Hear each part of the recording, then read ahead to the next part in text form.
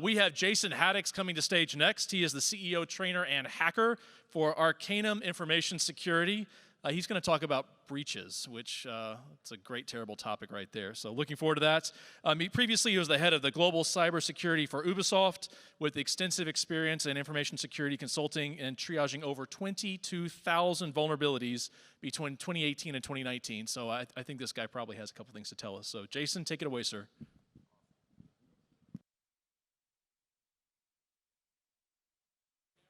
Hello. There we go. Cool. Hi, everyone. I'm Jason. This is the... Got to stand on the X here. All right, I have to go pretty fast because we're trying to fit an hour of content into probably like 30 minutes of presentation time. So my name is Jason, and this is something that probably all of you have dealt with at some point. It's a tale as old as time. So here we have an adversary who is our lizard, and he has landed on a foreign network. Now here's our SOC analysts. And something's going on, but they don't know exactly what's going on, right? So threat hunting has picked up an alert. There's some impossible travel for a user with a credential. This hacker has dropped a credential from the network, and the security team's like, oh, we shouldn't see a login from Russia. Something fishy is going on here, right? And the attacker's like, I better not do anything stupid. Do they have EDR? Now, we're feeling pretty good right now. The security team notices some Windows alerts, and now is on to our attacker. Here we go. Oh crap, it's time to move. So incident response is hot on the trail. There is now an official breach. There's an investigation into a remote logon. We are disabling compromised accounts. Now threat intel is about to create, threat intel and detection engineering is probably going to create some rules now to attack this adversary. Here it is, detection engineering. They got him. They got our bad guy. They got our adversary. Look at that. They say he's mine. He's mine. My role caught it. Oh, shit. I have another account. Here we go. We are going to scale the network to the top of the mountain. What is the top of the mountain? In this case, it is probably domain admin. Now, XDR can't do anything. We keep on climbing. Unhook the EDR on most hosts who touched, jumps to the final plateau, finally the domain controller, and it has a friend up here. Hello, comrade. And now we have to go back into triage analysis, post-breach analysis. So this is a tale as told as time. If you've been working in security, you have probably dealt or worked near a breach of some sort. So have I. This is me. I have a little bit of a unique background in security. I have been an offensive security person for most of my life. In fact, I worked with Michael Farnham at HP. I was the director of penetration testing at HP for a little while. Worked with Michael Farnham as a co-founder of this conference, and worked with him at HP when I was there. Left to go do bug bounty work. So that whole intro about triage, that was my team. We did the triaging on the BugCrowd platform. I am also a bug bounty hunter myself. I am ranked 59th all time. I think BugCrowd's platform has, like 17,000 registered hackers at the moment. And I've done a whole bunch of presentation. But I've also been a security leader. I've also been on the blue team. I've also been a CISO. So I was a CISO at Ubisoft, the video game company that makes Just Dance, Assassin's Creed, The Division, whole bunch of stuff. So what this talk about is a marriage of both sides of my brain. Knowing what I know about the adversary underground, how breaches actually work when you're in the seat of a CISO and the blue team commander role, and my work as a red teamer when I'm doing red team stuff. Okay, so let's rewind to 2021 and 2022. Who here has heard of Lapsus? Okay, so Lapsus was a threat actor group active between 2021 and 2022. And you can see here that they breached a lot of big companies. The company I was at is on this list. Lapsus was a group of very determined and tech-savvy teenagers. They were not a nation-state adversary. They were just a really, really smart group of teenagers. And they owned some big companies. So, during that time frame, one of my companies I worked at, where I was the head person in charge for security, was breached. And so were a bunch of other companies on that list. Now, when I get in trouble, I tend to call my friends. I hope you guys have some friends that you can call to get advice from when things go sideways. I did. I had some friends. This is me, Tony Stark, of course. And these are my friends, the Iron Legion. And they showed up. And what I did is I called all my friends at these companies who worked there, whether they were blue team leaders, the CISOs, everyone. And we started comparing notes about this adversary. And we really wanted to learn after the incident, you know, like, what hadn't we done? Like, what was the things that this group had done, this modern adversary, what had they done that was different than every other adversary we had seen? Okay, so first let's talk about initial access. This is a fancy red team term, initial access, that basically says how did they get in? How did they first get in? What did they first do? Well, in the case of these adversaries, these kids, what happened was COVID, at the beginning of COVID, caused a lot of us to pivot to work from home. And this meant that most of our companies were not ready to let us work from home.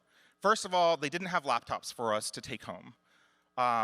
And even if you tried to order laptops at that time, if you were a big business, you couldn't. Dell, Intel, you know, whatever vendor you used to fulfill your laptops, they couldn't ship them out as fast as people needed them because everyone was transitioning to work from home. So what happened, though, because everybody had to go home because of COVID, many people started using their home computers for work, for productivity, for things like Microsoft and, you know, other things. Now, none of these home computers, well, maybe some of them, but not many that I dealt with, were secured very well. But people started using them for work. Now what happened is these computers in some cases were already pre-owned by bad guys. People's kids had gone on these computers to download Fortnite cheats, download pirated movies. They had probably downloaded Chrome extensions sometimes. And all these things had installed Stealer malware on their machines. And now they were using usually the O365 and Microsoft Cloud productivity environment on that same machine. So bad guys started seeing a giant uptick in access to machines that could talk to corporate resources. The big winners in here were Slack and Office 365. Okay, so once these bad guys started to realize, oh, there's all these machines coming online that start to have you know, credentials in them that we own, we also wanted cookies and things in the browser and stuff like that. And so they started pulling data and selling it online. Now this sell, I'll talk a little bit about how the sales happen in the real world, but basically bad guys are starting to gain access to cookies to services like Microsoft O365 and the Microsoft, or in the Slack instance kind of environment. Now, a lot of people did have two-factor authentication. And in many cases, we had been told two-factor authentication was enough. But because of Stealer malware and the way it works, it owns your whole computer and your whole browser. Meaning that not only are your saved passwords subject to being stolen, but also your cookies to sign into web sessions. And so anybody who used the Microsoft ecosystem through the browser or Slack through the browser, their cookie was subject to being captured by an attacker. Now, there were a bunch of things here that we could have added on, like 2FA prompts, impossible travel prompts, all this stuff, but because it was COVID, a lot of us missed it. And this was the beginning of the end for many of the companies on the Lapsus list. Now, these kids who, Lapsus was one group, there was another group called Egregor, there was a couple other threat actors who used this same thing. Basically what they did is they went out and spent $10 on a dark web forum and bought access to these cookies or creds of these pre-owned machines. And then they started to try to log into big businesses. That's why there's no reason or rhyme around the companies that they were able to attack. Well, it's because they were opportunists. They didn't care who they wanted to hack. They just wanted to hack a big name. So they would buy these cookies and then log in. Sometimes they would get stopped by security controls, which was nice if you had a pretty forward-facing set of Microsoft controls. If you had E5, several MDI, Managed Defender for Identity checks, would catch some of this stuff, but not many of us had that at that time. E5 is a very expensive purchase for your Microsoft security account. So, when this didn't work, when they had a cookie or cred, but they got stopped by something, a lot of times what it was the kind of approve login pop-up you get on your phone. A lot of your works do this now. This is a Microsoft feature, but several other identity providers provide this. And so when you try to log into something, instead of being prompted for you to put in a code or something like that, and if they didn't have a cookie that was valid, you'll get a pop-up, or you'll have to put in a number. Now, what they did is when they couldn't get in through easy methods, they would just bomb the user. They would 2FA bomb the user. So the way they got into Uber was on a Friday night when an Uber IT engineer was out to dinner with his family, they 2FA bombed him, causing a bunch of these pop-ups, like on his phone. So his phone was blowing up with pop-ups. And then, because the guy wasn't clicking it, then they found his phone number, his WhatsApp number actually, and called him and said, this is Uber security. We need you to click. Trust this device because we're doing an integration test for IT. Please click the approve button. And so he did, and that was their initial access into the ecosystem. Now, if the user just clicked the prompt to get rid of it, they won. Then I said, like I said, they could call the user. And then after this, they were looking for, now they have a session, a live session to Microsoft services. They wanted to find VPN portals where they could get access to the internal network with that valid Microsoft credential, which is not super hard. And many people have their identity for regular users tied to their VPN, for regular Microsoft users tied to their VPN. So they would do this. Now, in instances where they couldn't get access to a VPN, then they would pivot to Slack. They would use access to Slack, and they would root around in Slack and look for attachments, which none of you have ever put a password in Slack before, right? Never shared it with a person as part of a previous chat, or maybe one password lives in a integration documentation somewhere. I know we did. Okay, so they have initial access. It's pretty simple how they got initial access. What did they do once they were in? Well, nothing. Their dwell time was higher than many adversaries that are state-sponsored. And why is that? Because they didn't want to set off any SOC alarms. And they were very, very well versed in IT, how IT works, how the SOC worked. And this is where they start to divert from other threat actors. What they did is they spent weeks gathering information, only sending HTTPS requests to the internal network, meaning that they had access to the internal network, and they're looking for DevOps types of web portals. So SharePoint over web, your CMDB GUI, your Jira, your Confluence. Sometimes they would look at network shares, but they would look at the GUI for GitLab, JFrog Artifactory, all of these DevOps types of platforms and security platforms. And they would look for these, and all of this is just HTTPS traffic. So your SOC is not usually looking heavily into people just connecting to websites. It's too much work, right? It's way too much work for most teams. So they would gather these URLs and find these platforms specifically until they found one that had another credential that would give them access to things that they wanted. And then they would pivot from there. Okay, so that was Lapsus. Now let me fast forward my journey into 2023 when I left being a giant company CISO and decided that that job was too hard and I wanted to go back to red teaming. Now, I knew that I had a lot to learn going back into modern red teaming. Modern red teaming is a hard job. And part of the adversary journey from my lesson at Ubisoft was that I needed to understand how the dark web ecosystem worked and how people bought and sold credentials. This is a Twitter tweet from Marcus Edmondson. And this was 2023 and 2024 in a nutshell. I don't know if this is going to play. It does not play. But that guy basically sings a song called Get the Fuck Out of Bed, Let's Go. And that was IR teams those IR teams all over the globe when a new CVE dropped. So 2023 and 2024 was the year of the infrastructure, firewall, and web panel apocalypse. So we had Ivanti, Citrix, Cisco, Fortinet, Palo Alto, all had remote exploits against their web panels. So for a pen tester, this year was great. I mean, you had so many exploits you could use against an organization, depending on what of these they ran. So this is where adversaries started to pivot a little bit more to attacking web panels for IT infrastructure.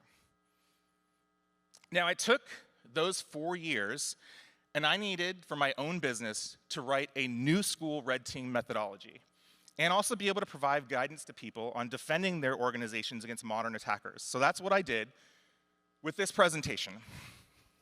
Now, this has grown from 2 versions, but the first thing I had to do was understand the adversaries. Now, when you look at the adversary landscape, most adversaries are hobbyists or opportunists in the adversary landscape, about 85% of them roughly. Then there are career hackers and career initial access brokers and career spammers and phishers, and that's about 10% of the ecosystem. And then you have about 5% of the global ecosystem of bad guy hackers, adversaries, that are backed by a nation state, meaning they're funded, they're well organized, they have bosses, they have software developers, it's crazy. But most of the world will face attackers in the 85 percentile. So I decided to look at that percentile and a little bit of the others when forming this methodology. So the first thing you do when you're a defensive person is you go to the Verizon data breach yearly publication.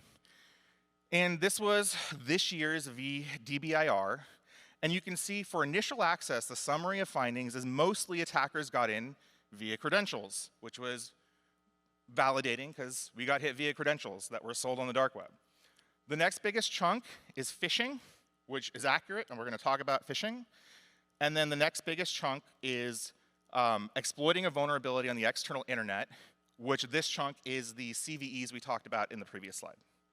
So, validated by reading this report by Verizon.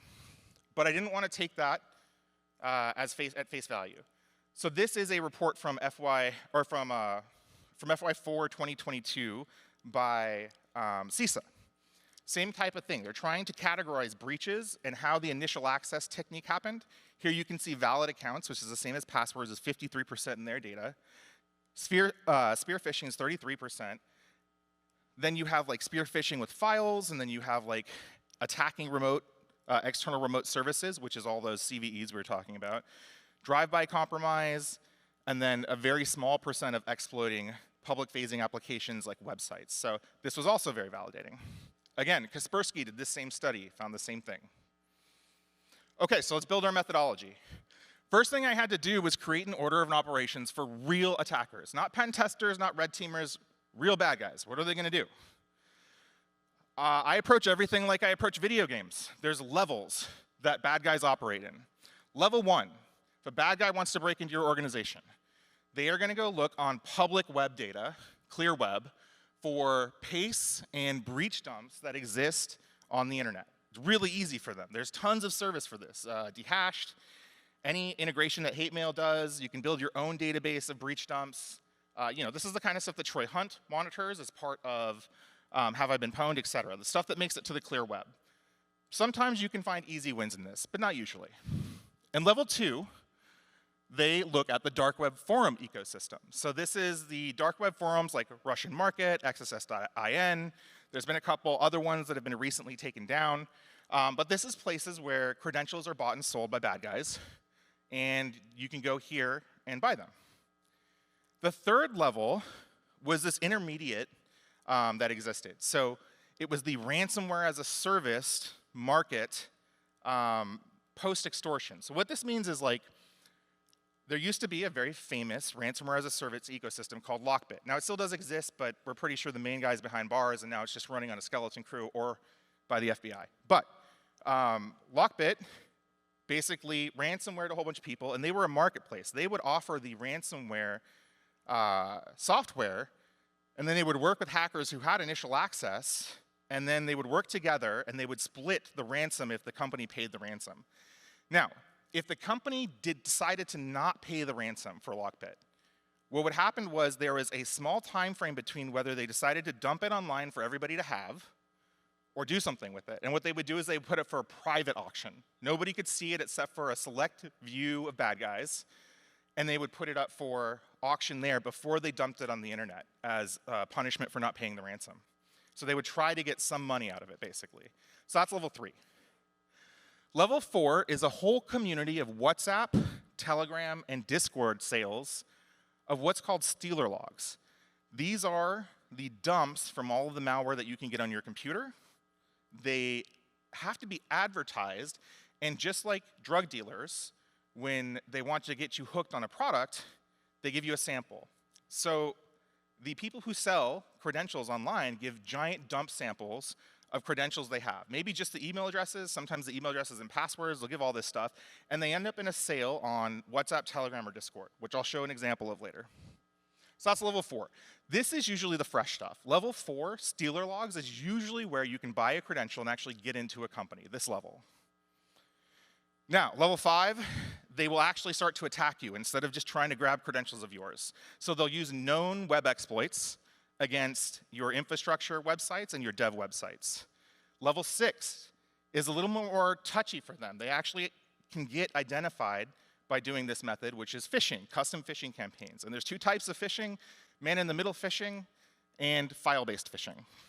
Level 7, usually getting into the state actor realm here, they will target web apps that you use, and they will build end-day exploits for them, meaning that they'll purchase or reverse engineer software that has known exploits that you use for your company, and they'll try to use those against you.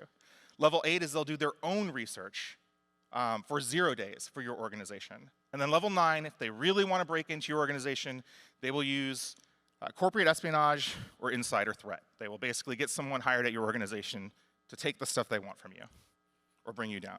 This is how real adversaries work in the real world.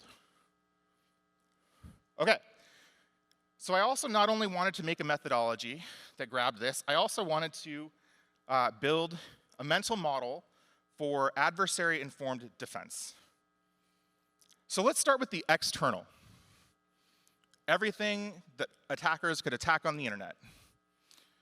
Here's my view of a couple things that are usually not done, or at least that you need to focus on your external security. So first of all, defend the external network, broad category, right?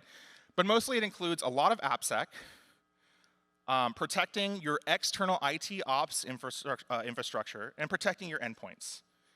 Then, defending against the phish requires you to defend against cred capture and file-based phishing, which we'll talk about.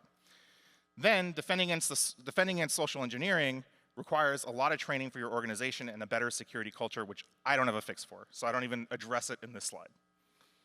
Okay, so first thing, for the endpoints, what a lot of people who I surveyed and myself had to do was pivot harder to physical machines or virtual desktops, because then we could install EDR on them. We had to make a huge focus on IAM and PAM for every user, which we had been neglecting for years. We were a huge company, and also many of my people who I surveyed, my homies at Iron Legion, also had to make a huge switch to IAM in the Microsoft ecosystem.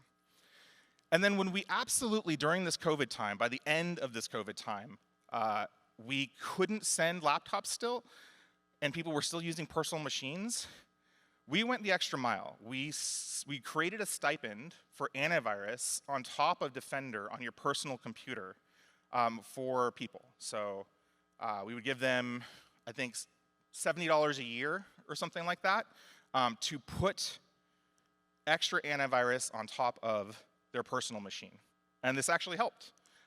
And we built a policy for it and everything. And this is not available forever. In the US, we could do this. It was opt-in. In other places, since we were a multinational organization, we couldn't do this at all. So, works some places, others. For the authentication piece where the attackers attacked, we had to up kind of our authentication, two-factor authentication. I call it two-factor authentication 0.5. So we did the code matching in Azure, which is now mandatory, but back then it wasn't mandatory. So this is the idea of when someone logs into your account and you get that push notification to your phone, now you get a map, shows you where the login's from. And it asks you to put in a number and enter it with a button. It doesn't just have the pop-up that says trust. So this is now the new default for Microsoft, but at the time we all get hit, all those companies, this was not the default. Most of us upped our impossible travel alerts in the Microsoft ecosystem, telling us when logins were coming from non-standard places. We did a lot of tuning to Microsoft Defender for Identity. And then one of the things that the attackers did, which was pretty novel, is they figured out that when you have access to a cookie for the Microsoft ecosystem, and you log into a person's dashboard for Microsoft, you can change their two-factor authentication device.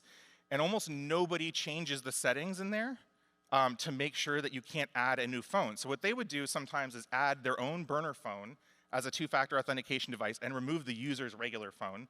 So they had complete control of the account reset workflow. And so a lot of people had to add MFA registration rules saying that when you could register two-factor authentication and where you could register it from. It had to come from a known network that you had logged into before. And so this was a protection that we had to use against that. So alert when a new MFA device is added from an unusual location, which requires you to have IP enrichment, which was a premium feature of Microsoft. And then require MFA registration from a trusted location. So we had to change this as well. What about FIDO? What about YubiKey? Well, yeah, you could roll out YubiKeys. Many big organizations have tried to roll out YubiKeys or a FIDO token of some sort, a physical thing that you have to touch in order to log in as your two-factor, but it's easier said than done. If you've ever gone through this process, setting up FIDO for your organization, making sure it works with all your systems, it's a pain in the ass. Now, you can do it. Organizations like Twitter did it after they got breached, and they had some pressure to add two-factor authentication. They pushed everybody to it.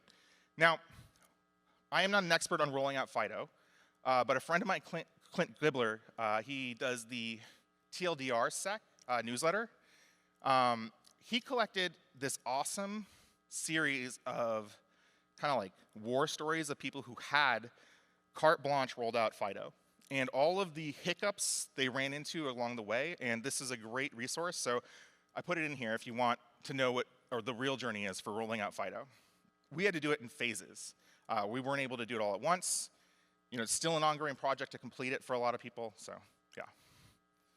Okay, so the other thing was phishing. And in file-based phishing, it changes all the time as to what works.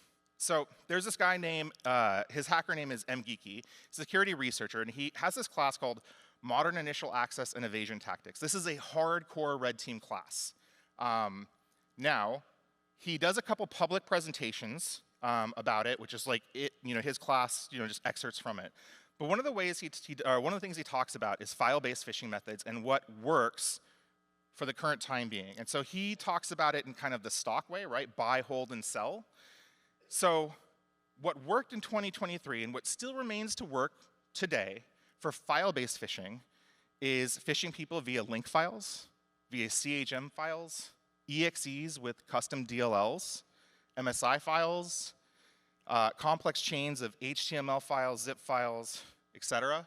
These are the things that still work, and they bypass most security controls when it comes to email security. Now, he has a hold category, which used to be very popular. ISO files, clicking on those, image files with complex code in them, XLS files, all kinds of Office stuff. That's kind of dying out. More and more email security products take care of this stuff. But yeah, I love his research here. And so if you're looking to defend yourself from the file-based phishing attacks, focus on the things in the buy category. For those external infrastructure websites that kind of got owned, really, you have to wait for patches to come out from the vendor. So make sure you're patching, number one, should be on the slide. Wrap your cloud-based CDN web application security firewalls around these as a Band-Aid. It's not a fix. But if there's some kind of web exploit for a Cisco dashboard and you wrap CrowdStrike or Cloudflare's CDN WAF around it, you might be able to prevent the lowest level of attacker. And then add secondary authentication methods like two-factor authentication or tie them to your identity manager. These are just kind of table stakes for these things now, right? Or Yeah, or just patch them as soon as you get the notification. But these things move really fast, and you might get owned anyway. For AppSec, I had that in the diagram. Usually these days, I just say scale your AppSec program with bug bounty, right? Like, bug bounty is pennies on the dollars to a breach, honestly. A lot of people think it's a huge investment, but it's not compared to how much you would face from legal, downtime, whatever, from some of the web bugs that you can scale your organization with a bug bounty. So I'm not gonna say more about this because bug bounty has kind of already been discussed, but it is one of the easiest ways to scale out an AppSec program. Okay, what about internal stuff? Once the attacker got on the internal, they do a whole bunch of stuff. Okay, so on the internal, you have to defend your internal network, which is a huge topic. A lot of Active Directory AAD configuration. Then you have to defend internal web apps, because a lot of attackers now will attack internal DevOps portals, and I'll talk about AI in a second. And then you also have to start this new fancy program called secrets management, which I'll talk about. Okay, so the internal pen tester playbook. So this slide I'm not gonna release outside of some private training as I do, so if you wanna take a picture of any slide, it's gonna be the next 4 slides. I went out and surveyed all of my pen tester friends. And I was like, yo, what is the exploit or the misconfiguration that normally gets you in on internal red teams and pen tests? And I compiled a list, and these are them. So you can take this list and reverse engineer it and make sure that you turn off these misconfigurations. You don't handle passwords in certain ways. You don't handle tokens in certain ways. You don't have lapse enabled. Yeah, whole bunch of stuff. So this is the top ways that my pen test and red team friends get in through their normal stuff. Now remember I said Lapsus was a little bit different in how they attacked the network. They didn't do any of that stuff in any of their attacks. And attackers less and less do this stuff because it's noisy. What they do is this stuff. So they attack knowledge bases, dev and project management, SCM repos, code repos, repo management servers, build servers, dev platforms, configuration management servers, operations and monitoring servers, IAC platforms, and secrets managers. This I would also take a picture of. This is exactly what Lapsus came after us with, and it's what modern attackers do, because all of these are websites. And when your SOC is looking for access to things, they're not looking for HTTP requests to these things. And invariably, one of your devs will stand up one of these rogue, or you'll have a misconfiguration in your own that allows them to break into one of these sites. Now for the knowledge bases, sometimes people just share passwords on the knowledge bases. Like I've known a couple CISOs who admitted to me that they had a credential that was an admin credential posted on SharePoint that was publicly accessed to everybody, or Confluence, or one of these wikis. Definitely had a whole bunch of people respond to my CISO survey that said that they had anonymous access to Jira, Trello on the internal network. Not to anybody on the internet, but on the internal network. Or anonymous access to their SCM. Or no authentication on their repo management. So these are where modern adversaries are looking at first now. Now even newer is we're all scrambling to build AI models internally. Most of our big companies were scrambling to build an internal model to use for our business. Well, there are several development platforms that provide pre or post training to make the models better. So MLflow, H203, Ray, XGBoost, Copilot, these are all internal web apps. Some of these don't even have authentication. I have walked into organizations training AI models. There was no authentication and had access to the entire training database, the vector store for an AI system, and just taken it. And that's game over. There were passwords in there. There was all kinds of stuff. So this is a whole new ballgame too, on top of all of the DevOps stuff. Okay, let's talk about secrets management. So secrets management refers to protecting these things: Windows creds, API keys, SaaS usernames and passwords, certificates, etc. Now, we didn't have a secrets management program, and no one I surveyed who got hit by Lapsus had a secrets management program. But one of the MOs of Lapsus was to collect credentials until they had enough to destroy the company. And they did it by finding credentials into all those places that we just talked about. Now, in order to defend against this, it wasn't like anything we could just deploy. We had to approach secrets management as an actual security program. No one had a security program for secrets management. So this is how we designed ours: detect, prevent, respond, and educate. In detect, we use tools like TruffleHog and Get Secrets and any regex-based tool that could scan text to find different types of secrets. And that was mostly on our red team and our CTI team that did that work. Then in our prevent column, we had developers, or we had a set of technologies that would offer a pre-commit hook to any code that was pushed that would also look at it with the regex and say, hey, looks like you're committing a credential here to a code repo. We don't really do that here. Here's a safe way to do that. In the respond section, you had to have a safe way to provide developers to use credentials at some point, either an API key or a Windows cred or something. So Vault was what we decided on here. And then within Vault, their cred rotation policy feature inside of Vault. And then we had to educate the whole company on sharing credentials. And we basically created a marketing campaign for secrets management that went across the whole business to tell them why this was bad. Again, where do bad guys look for these things? Same place is, these DevOps portals usually. Then we had a whole bunch of exposure of secrets externally. So secrets manager on the external is also called secrets exposure, or whatever you want. I don't know what Gartner calls it these days. This is when your credentials eventually make it to dark web forums, like Russian Market, which is shown here, or Telegram. This is me showing a non-credential Telegram. This is a Telegram Market on the right-hand side. I have been invited to it. I can click on listings. Here I want to look at counterfeit watches. This is what this guy sells. This is what a Telegram marketplace looks like. I want to choose, I don't know. What am I going to choose here? I think some sort of Rolex, some fake Rolex.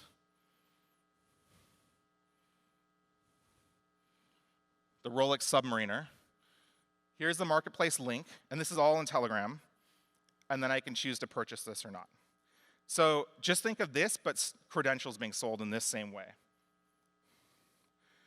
Also, you have the opportunity to lose credentials or code or private data of your organization in your cloud-hosted Bitbucket, GitLab, Perforce, any type of IAC platform that's cloud-enabled, any type of container management platform that's on the cloud, any type of hosting provider. So the first thing I started to do was build my own database for this using my CTI team. And for CTI people, you can roll your own. There are a couple of repos I recommend.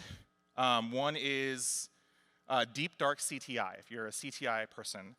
What Deep Dark CTI does is it's a GitHub repo that tracks all of the big breaches and gives you a torrent link to those passwords. And then you have to download those passwords and hashes, and if they've already been cracked or not, you might have to do that yourself. And then you create a database.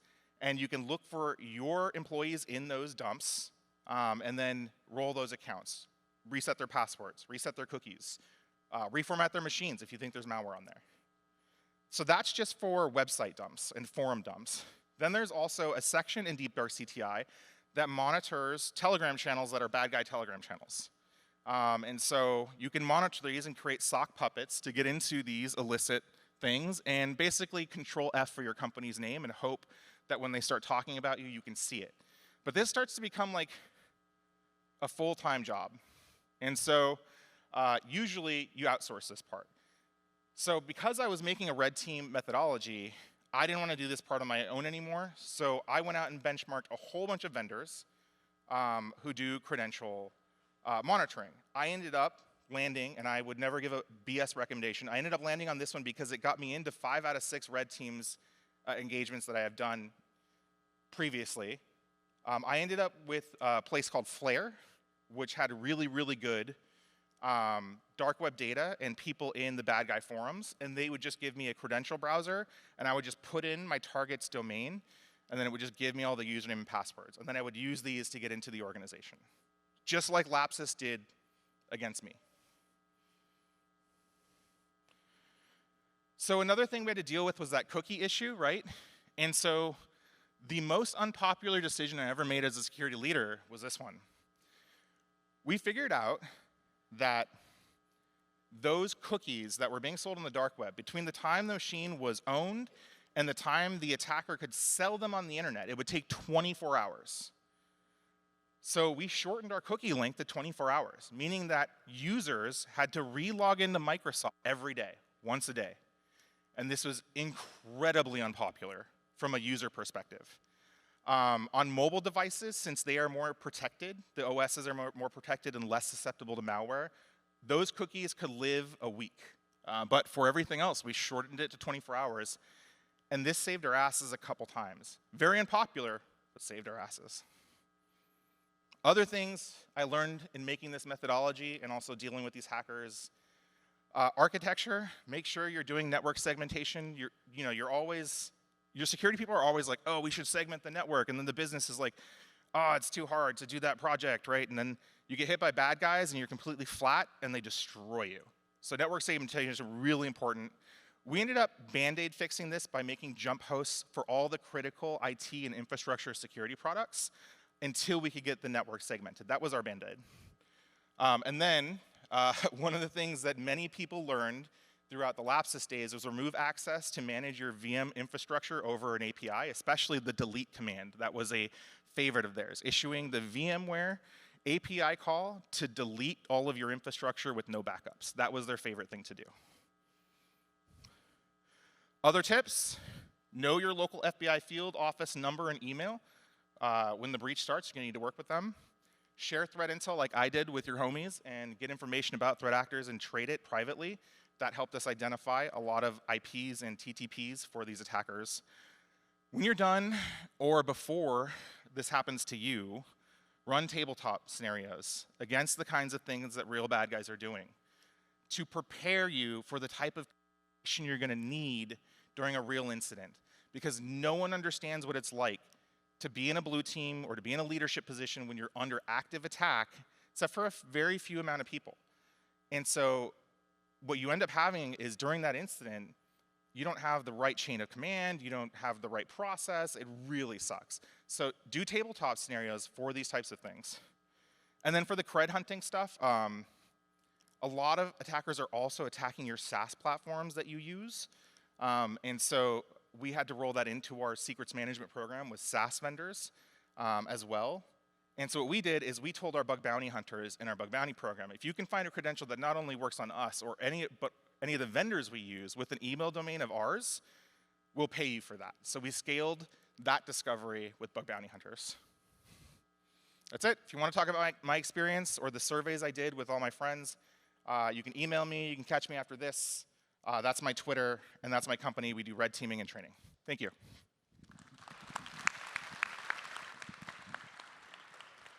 We have just a few minutes if you want to answer any questions.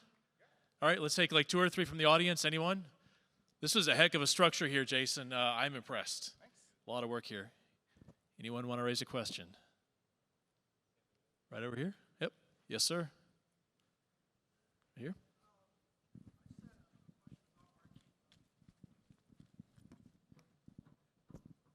I know this is not really the topic of discussion, but I had a question about Arcanum and what your company does. Sure. I'm just curious on if you could talk about it a little bit. Yeah, so we do red teaming, purple teaming, and penetration testing after those same methodologies. So I wanted to break the paradigm of what every other pen tester kind of did and do it like the actual bad guys. So that's what we did. So we built that methodology. So that's how we operate. We have 2 separate methodologies that get handled by 2 testers in all of our red teams. One is that Lapsus style, attacking via web infrastructure panels, and the other one is the OG pen tester red team methodology, and we run both in concurrence. And then we do training too. So my 15 years in bug bounty, I have created a training that's called the Bug Hunters methodology, and it gives all of my tips and tricks over those 15 years of offensive security in 3 days of class. So we offer that training. Wow. Anyone else? Go ahead. Yeah.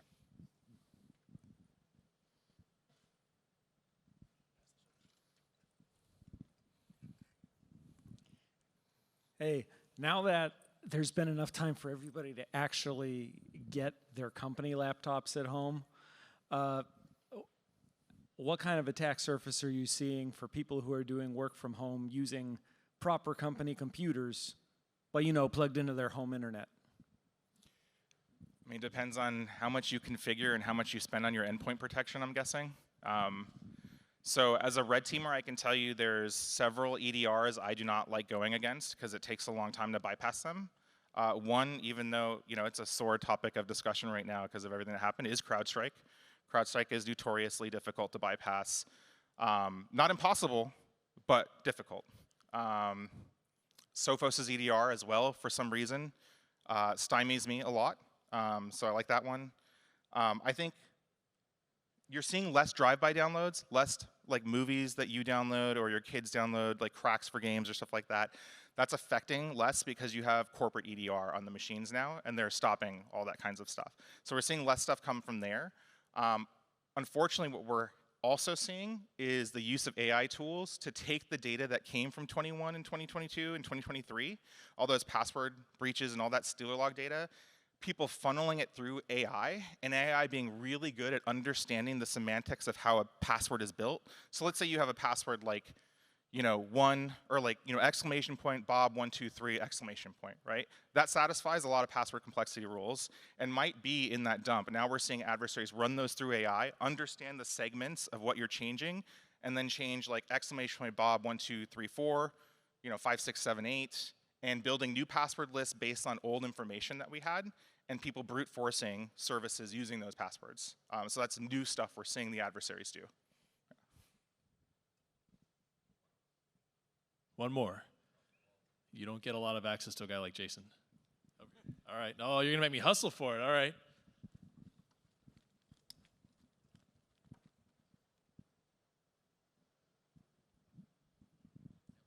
I know. I need a second microphone. Where are you? Raise your hand. Up here? All right.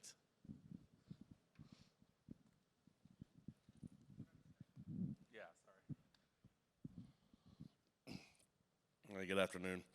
A few years ago, I was actually involved in one of my clients when I was working for an MSSP. We got pretty much completely shut out by ransomware and whatnot. One of the key things I noticed was they didn't have any disaster recovery plan whatsoever for that scenario, and it took them the better part of 3-4 weeks before even their basic services were back online.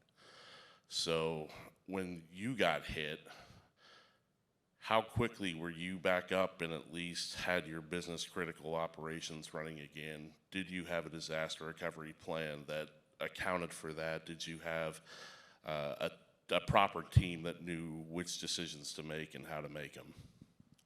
Yes, we had a disaster recovery program and team. It wasn't a very big team, but it was a team. We were very specific as a video game company. Our whole thing is about uptime.